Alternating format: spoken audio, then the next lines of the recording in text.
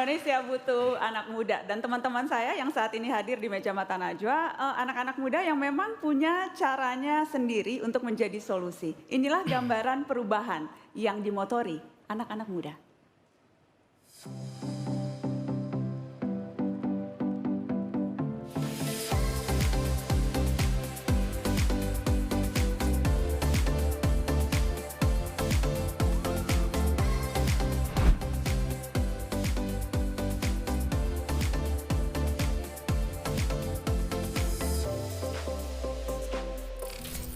Assalamualaikum warahmatullahi wabarakatuh. Selamat datang di podcast Ren.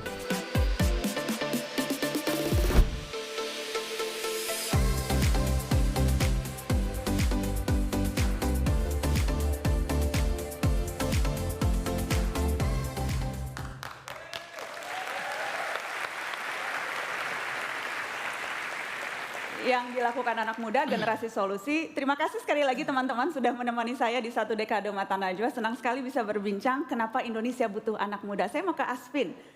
Apa yang beda dari anak muda? Anak muda itu biasanya orisinil karena dia belum banyak berhitung, belum banyak terkontaminasi. Dan biasanya karena dia orisinil, dia berani apa yang dia di depan matanya. Hitam ya dibilang hitam, putih ya putih. Belum banyak pertimbangan. Belum banyak pertimbangan, jadi nekat mengambil segala sesuatu. Dan justru karena itu orisinil. Orisinil, itu yang susah dicari sekarang. Aldi? Kalau ya anak muda itu harusnya paling penting adalah dia mau berguru.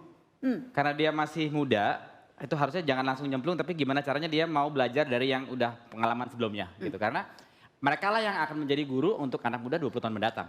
Gitu. Dan kalau mereka masih terbuka pikirannya, harusnya bisa lebih maju. Oke. Kenapa butuh anak muda ya? Bung Firsa Besari. Ya kalau anak muda tuh kan punya energi berlebih, meskipun ya kerap kali energinya mungkin disalurkan ke hal-hal yang keliru ya. Tapi kalau diarahkan kan sebenarnya energi ini yang dibutuhkan untuk membangun negeri. Jadi bagaimana memobilisasi energi itu yang Ya. menjadi kunci. Betul. Wakil Gubernur Jawa Timur. Baik, ya kalau anak muda ini secara demografi aja udah jelas. Dia punya peran dan dia jembatan di dua generasi. Masa lalu dan masa depan ini kan jembatannya anak muda. Jadi tapi yang berubah hari ini dibanding anak muda. Kalau kita bilang dulu anak muda nggak berperan kayaknya kurang tepat. Karena Bung Karno itu sudah berperan dari usia sangat muda Ya. misalnya. Jadi cuman bedanya mungkin hari ini justru di dunia di berbagai lini kehidupan kesempatan anak muda untuk set the trend bukan following itu menjadi semakin besar gitu. Oke. Karena barrier to entry untuk melakukan apa saja itu jadi apalagi dengan digitalisasi menjadi semakin kecil. Jadi kuncinya menjadi pembaharu. Biar orang lain yang ikut meniru. Iya. Kang Irfan?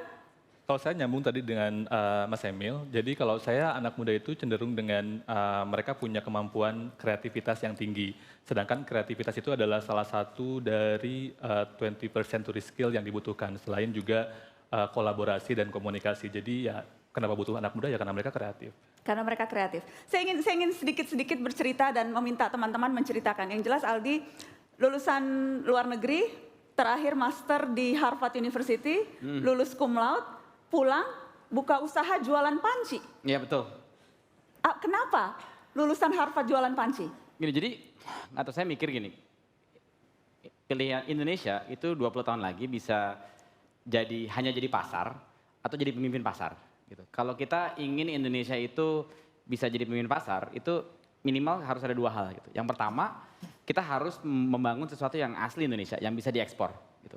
Misalnya nih, di Jepang itu kan mereka orangnya efisien sekali. Gitu. Dia benar-benar rapih gitu, makanya dia punya Toyota.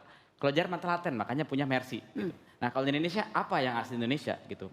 Arisan salah satunya, gitu. Jadi kita gimana caranya kita gunain rasa gotong royong itu untuk jadi sebuah perusahaan. Ojek juga, gitu. Buktinya sekarang Uber disebutnya adalah Gojek of the West. Nah, yang terakhir, yang kedua adalah menurut saya mereka harus mau tadi saya bilang berguru dan berguru itu bukan hanya kepada perusahaan kita sebelumnya atau bagaimanapun itu, tapi juga kepada sesama dan sekitar, gitu.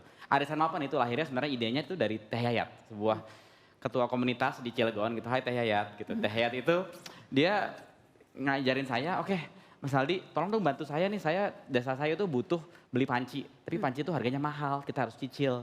Gitu. Bisa nggak Mas cariin panci lebih murah? Saya cariin, dapat pancinya harganya 250.000. Dia biasa beli 60.000 sebulan kali 10.000. Jadi saya pikir lebih murah kan, saya datang, ternyata masih kemahalan. Mas yang penting tuh mesti dicicil tiap bulan 50.000. Oke. Akhirnya kita datang, dia bilang kalau gitu dibikin arisan barang aja. Jadi kita datang ke desa membuat arisan barang. Sekarang arisan mapan sudah ada lebih dari 3 juta keluarga.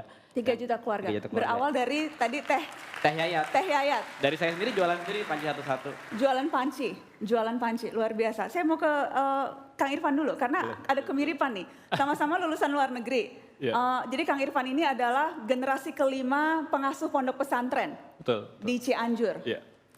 Tapi biasanya kalau anak pesantren itu S2-nya ke Mesir. Iya. Anda S2-nya ke Inggris, Iya. ngambil filsafat, Betul. dan kemudian pulang bikin pesantren toleran. Iya. Apa yang melatar belakangnya itu?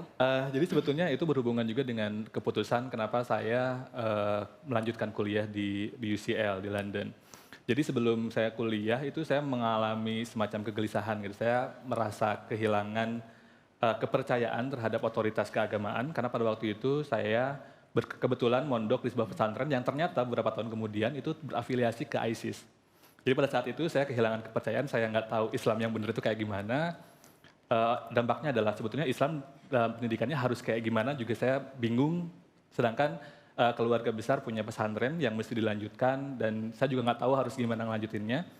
Kemudian saya berpikir bahwa kalau saya ngambil jalur yang biasa ditempuh, mungkin saya juga nggak akan menemukan jawaban yang secara personal memuaskan.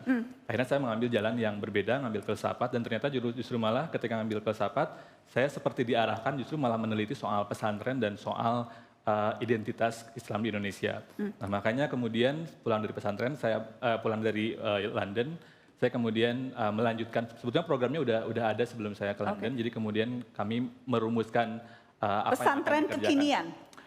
Iya, jadi sebetulnya itu program di pesantren keluarga kami, biasa dilaksanakan bulan Ramadan, targetnya adalah anak-anak. Dan yang kami coba advokasi adalah bagaimana agar mereka punya kemampuan critical thinking. Karena ternyata kalau yang saya lihat, salah satu problem yang terjadi sehingga kemudian Islam disalah tafsirkan itu adalah karena pendidikan Islam terlalu berorientasi hafalan, sehingga anak-anak mungkin mereka bisa sholat, tahu bacaannya, tapi nggak tahu makna dan filosofi dari sholat. Sehingga kemudian semangatnya itu tidak termanifestasi setelah mereka selesai melaksanakan sholat. Dan itulah kemudian yang mendorong untuk membuat pesantren selama bertahun-tahun ini, pesantren kekinian. Kita akan lanjutkan. Pembahasan ini masih ada 3 anak muda lainnya yang akan bercerita apa yang sudah dilakukan. Kita bisa apa? Kembali sesaat lagi. Banyak berita hoak yang dibaca ibu bapak. Broadcast ke grup WhatsApp kami harus cepat tanggap. Ku ajak orang tua tidak lupa nenek juga nonton TV sekeluarga Mata Najwa acaranya. Selamat datang di Mata Najwa.